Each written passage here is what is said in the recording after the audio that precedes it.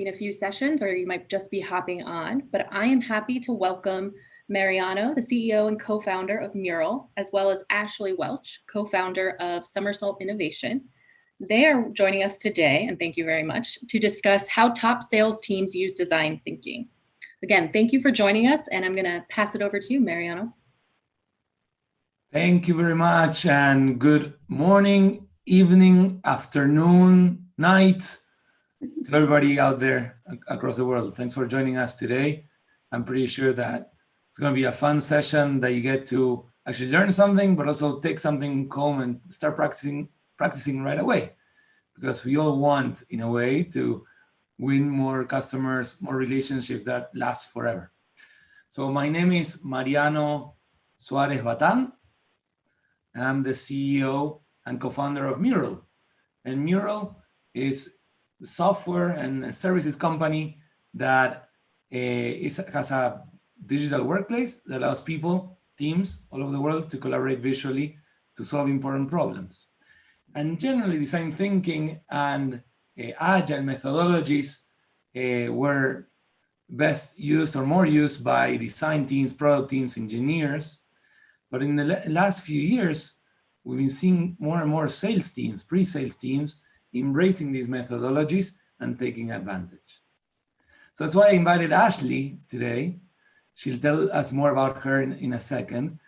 And I invited her because I read her book a couple of years ago, and I reread it last month in preparation for this event, because the interesting thing that struck me about Ashley's thinking and observation about the sales practice was that most of the time salespeople were focusing on the feasibility of their solution, so the features, functions, the possibilities from the engineering side, or the viability, and how much does it cost, and the financial impact. But sometimes they skipped through a very important part that designers understand and appreciate, which is the desirability. What are the needs, the pains of the customers' customers, and also their fears and wants, right? So in her studies, she also saw that, again, the sales process had certain steps that could be mapped to the design thinking process. And that's what we're going to be talking about today. And then we're going to get into a little exercise that Ashley does with the people that she teaches and also with her own clients. And hopefully you can copy and steal that from us and use it yourselves in your next customer engagement. So welcome, Ashley. Thank you for joining us today, and hope to have a great conversation. All right. Thank you, Mariano. I'm really pleased to be here.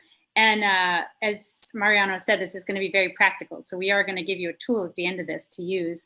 And I want to say that we'll be taking questions at the end. So please be chatting your questions in along the way, and then we'll reserve the last 10 minutes or so to answer them. So to set the stage a little bit, as Mariano mentioned, I'm the co-founder of Somersault Innovation, and we're a sales enablement firm. So we work a lot in big tech. Our clients are Microsoft, Salesforce, AT&T, ServiceNow, and others. And we are, as you said, teaching the sellers in the whole go-to-market community some of these tools from the world of design in order to help them really stay customer-centric and explore what do customers care about and what do their customers care about. And I can tell you, and I know because you're all sellers here, this matters and makes a huge revenue impact in your portfolio. So just to give you a couple examples, by teaching these tools, there were 4 Salesforce reps who actually were able to drive $13 million of net new revenue across 4 accounts into their organization. And we see numbers like this all the time.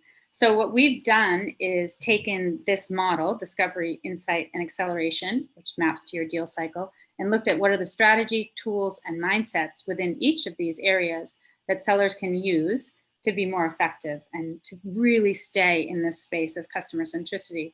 And I'll say it sounds, obvious that we should be paying attention to what our customers care about most importantly, but there's a lot of reasons we don't, right? There's the pressure of pay, the pressure of sales and the promise of pay that keeps us sometimes moving to the space of, okay, what's the solution I need to sell and how much money can I make? So we're trying to keep you out of that space and keep you in a little bit longer in the discovery space. So one of the tools we're talking about today is visualization. And that means visualizing with your customer what they care about, or different things that you're talking about. And really the power of visualization is that you're able to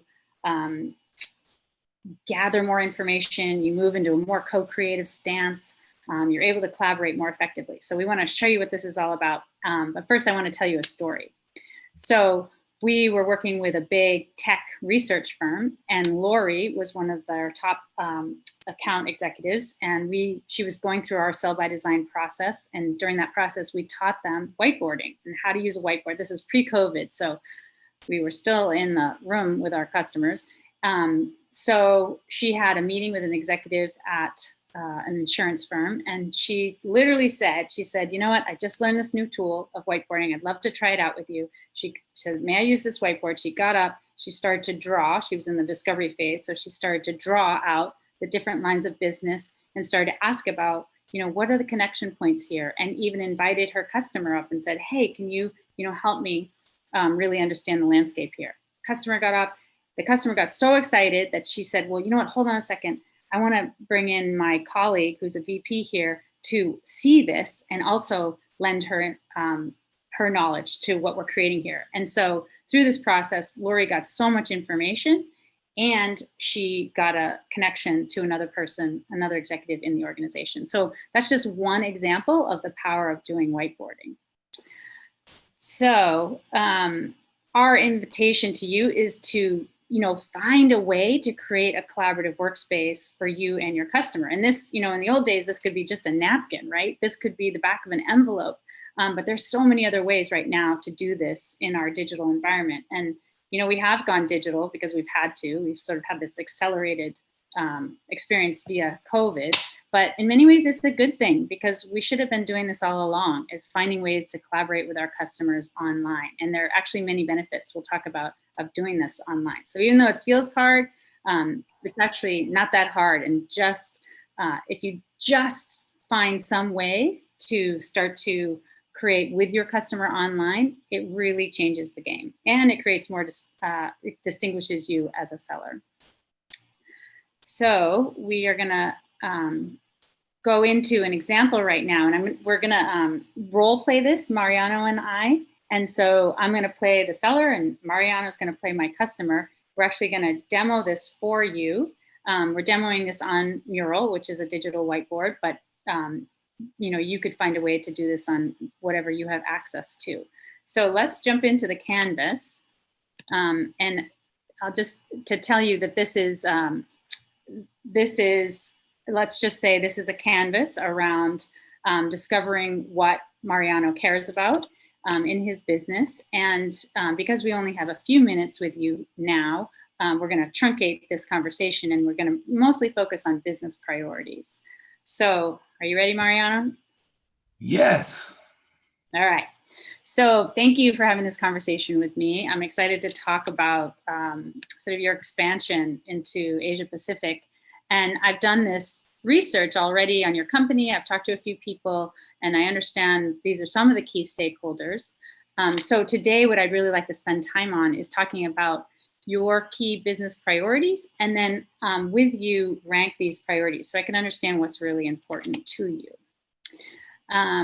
So if you look at, if you think about Mural's expansion into APAC, I'm wondering what comes to mind for you as some of your top business priorities, and I'll capture them here as you go. You feel free to just say what's on the top of your mind. Sure. So we're a product-led company, so I wonder what's our distribution of the product, or what can we do to seed the market before actually having salespeople on the ground. All right. Capture the seed, product distribution, seed market. Just for marketing. Don't worry about spelling, all of you watching me. Okay. What else? What else comes to mind? Well, we probably need to find great leadership, right? A leader that has a good culture fit. Mm-hmm. And what's a good culture fit? What is that to you? Well, I mean, in our particular case, we care that how we sell is as important as what we sell, for example. So someone that embraces this modern way of selling, for example. More than what selling?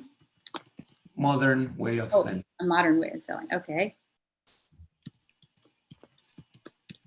Great. And what else, as you expand, as you think about your expansion, what else is a priority for you?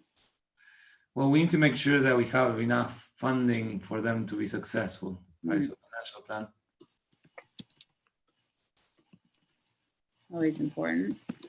Okay. And how about one or two more?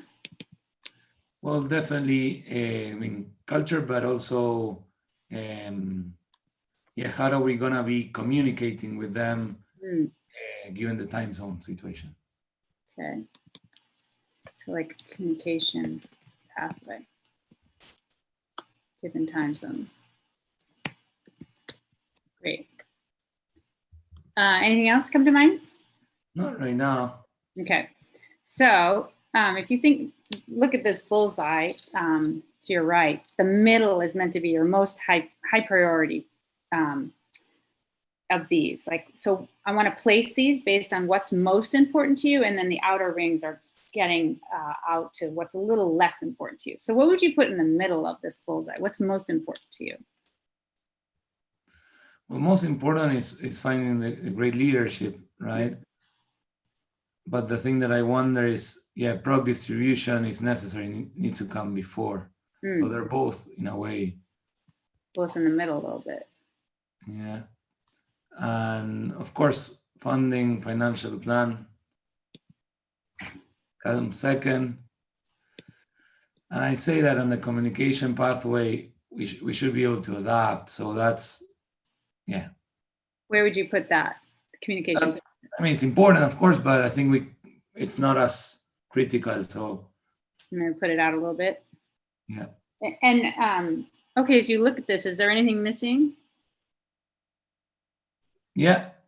I mean, I'm not gonna see it that way.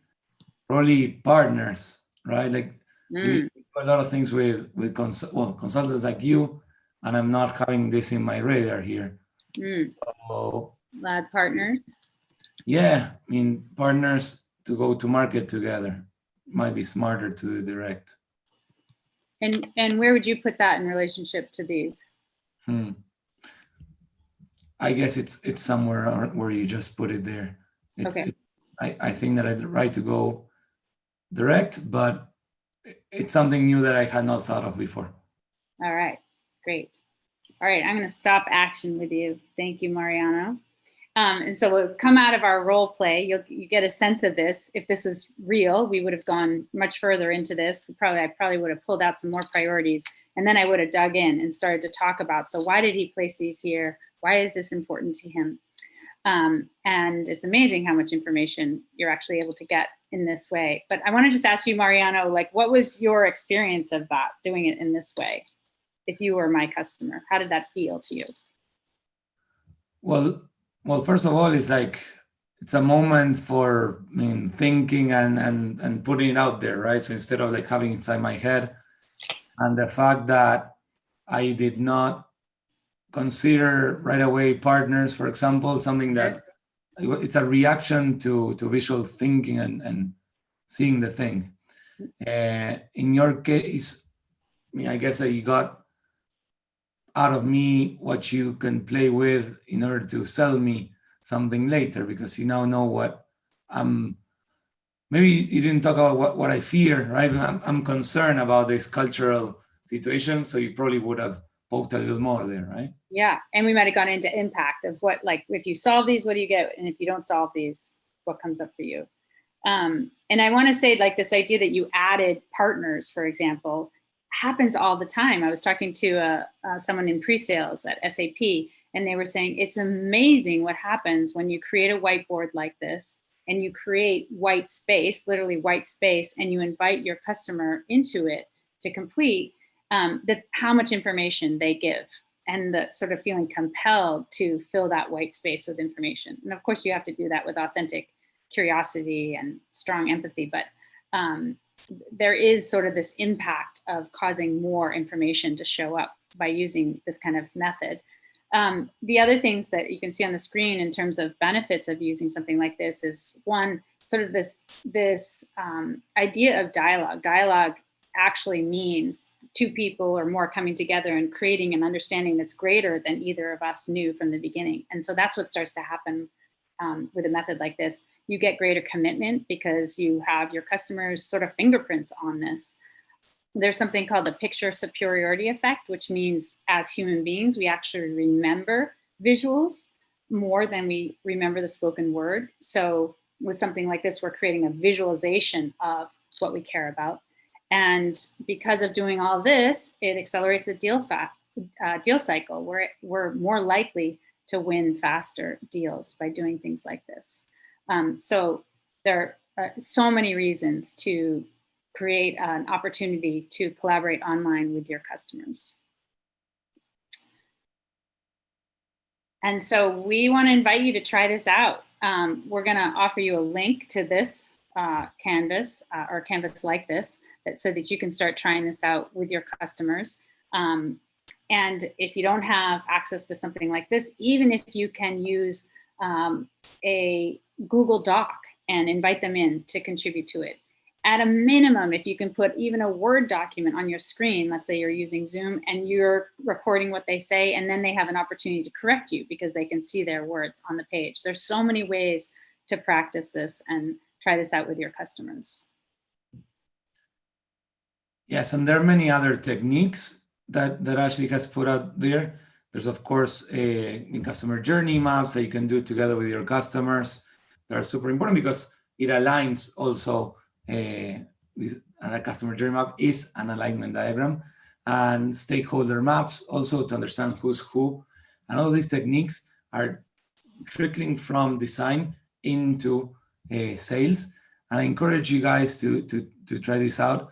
We're giving away a 90-day extension of our product, so you can play around and see if it's useful for you. And we'll send you the links right after. And, just to give you an example, to all of you on the phone, we're working with one of the largest tech firms to help them think about how can they use customized frameworks in a digital whiteboard fashion with their customers. And really the intent of this, we're training 900 sellers, is to transform how they sell. That's the bigger picture. Like, this is a co-creative, collaborative stance with your customer. In the age of being customer obsessed, that's what we all need to do. So that's one example. I'm talking to another client later today about how to use this kind of methodology to really change the buyer experience. So a lot of people are starting to do this, and we just encourage you to try it out because it's your opportunity to distinguish yourself as a seller and to co-create with your customers. So one of the core competencies that we teach people on is on facilitating meetings. And facilitating meetings remotely is really hard. Mm-hmm. So I invited today someone who's part of our team, Haley Temple. She's been collecting some of the questions that came in through Q&A. And Haley in general, also former at SAP, and she helped people in pre-sales in SAP use design thinking to sell, right? So hello, Haley. Hi, guys. Happy to be here. Thanks for inviting me. So yeah, Mariano and Ashley, people appreciate the links that you're going to share, especially the hands-on practice is always really helpful. So first, I want to pose this question from the chat that was, what would you say is the best way for sales teams, small or big, to start deploying this approach across the enterprise? And Ashley, I'm going to ask if you can share some thoughts first, and I'll go over to you, Mariano. What's the best way for them to start deploying it?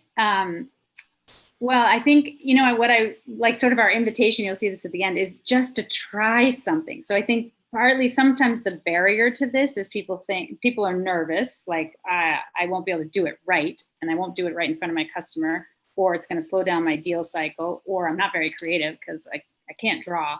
And our invitation and suggestion is like, it doesn't matter if you're creative at all. Like, just by putting something, even like a stick figure on a piece of paper with your customer is going to be beneficial. So I think the place to start is just to figure out what's the easiest entry point for you as a seller to do this.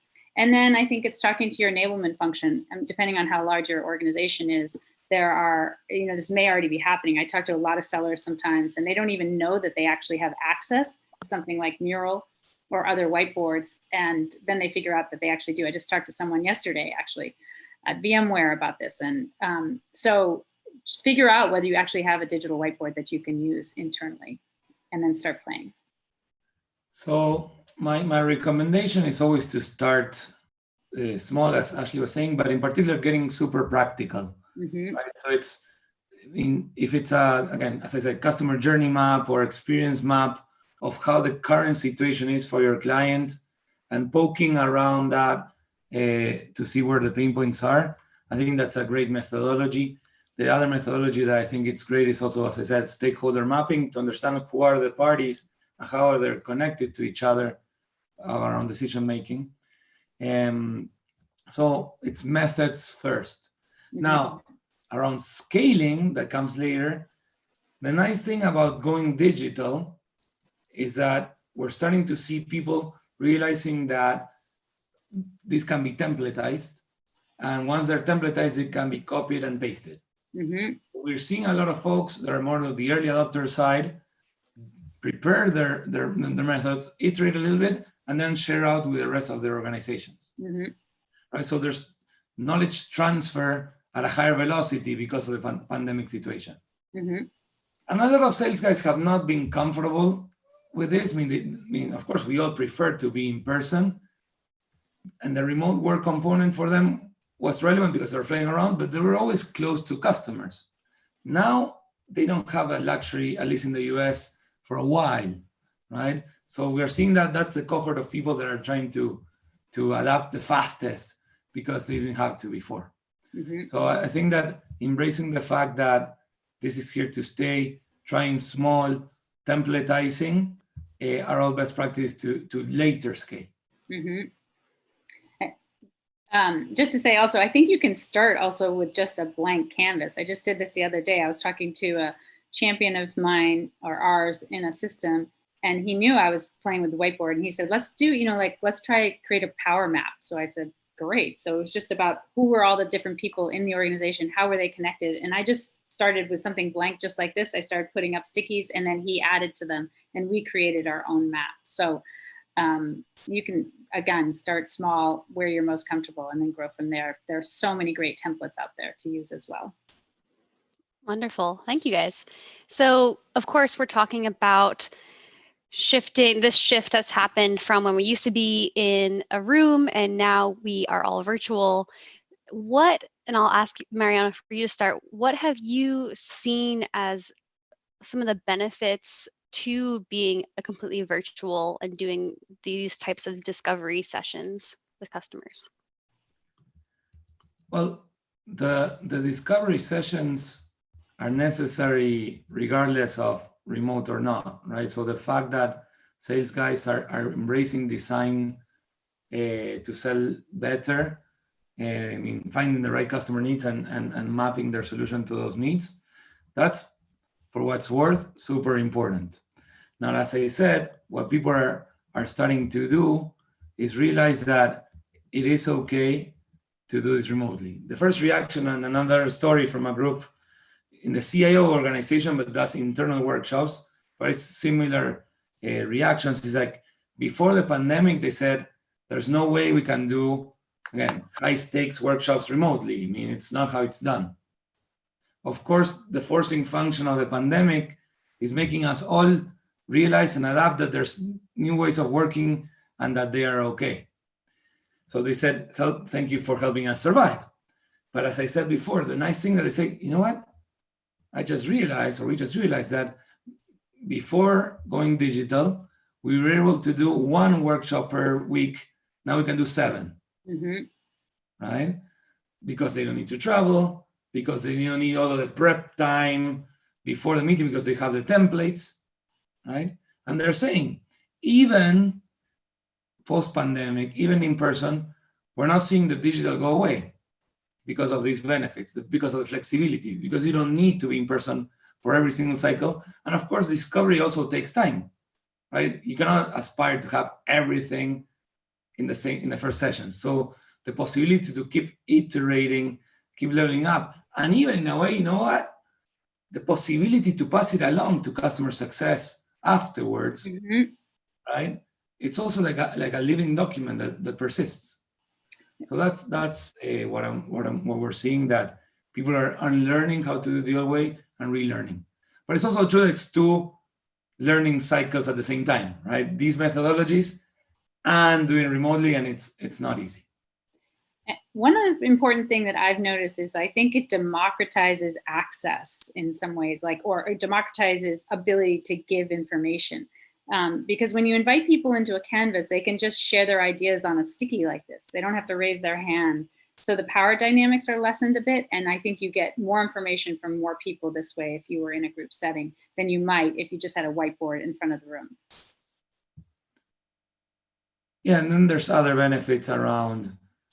Sometimes executives cannot go into your workshop. Right? Oh, we're missing that person. Okay. Or as you said, maybe the introverts are not participating as much. And there's all techniques to be able to like address everybody in the room and so on, that also benefits regardless of the methods that Ashley just walked us through, and many others that she has gracefully open source for everybody, for you guys to take advantage of. Yeah, that's wonderful. And I love that notion of democratizing, and definitely seen that in our work as well. So we have about 3 more minutes. I'd love, this question came in from the Q&A panel, is with people going around to so many different meetings, with in a way a challenge to get attention from prospects.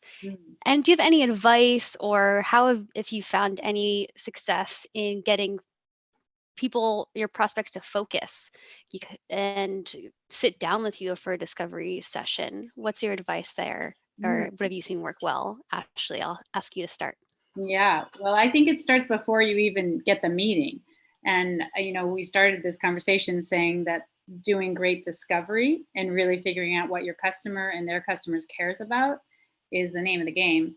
And so if you've done that discovery, I think offering sort of a tidbit to them in your email or in your voicemail, or however you're reaching them in your LinkedIn, to say, hey, I've learned some interesting things about your customer, or I've learned some interesting things about XYZ, or I've had an experience of your brand. I'd love to talk to you about it. For me, when you're talking about them versus talking about you, that's the way to engage interest. Because if you're talking to me about my customers, I'm interested.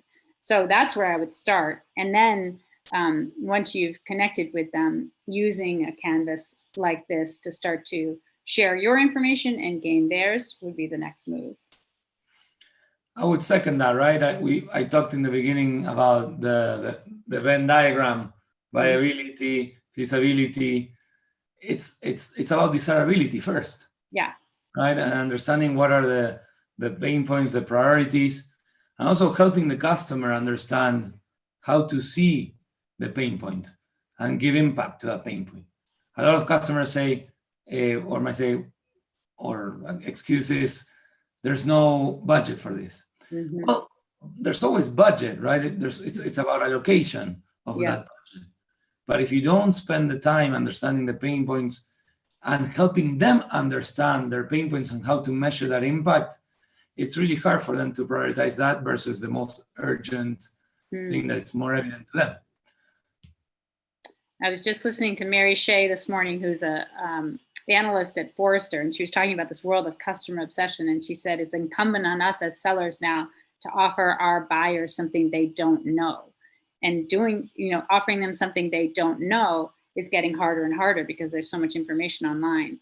And so one of the things sometimes they don't know is the experience of their customers, or the experience of their employees farther down the chain than they are. So those are all great places to start in terms of gathering information. Wonderful. Well, thank you so much for. And there's also one more technique that I think is super interesting, which is called the empathy map. Which tries to help you, force you to get inside your customers' shoes and hearts, right? Yeah. What are they feeling right now? What are they thinking about right now? And so forth.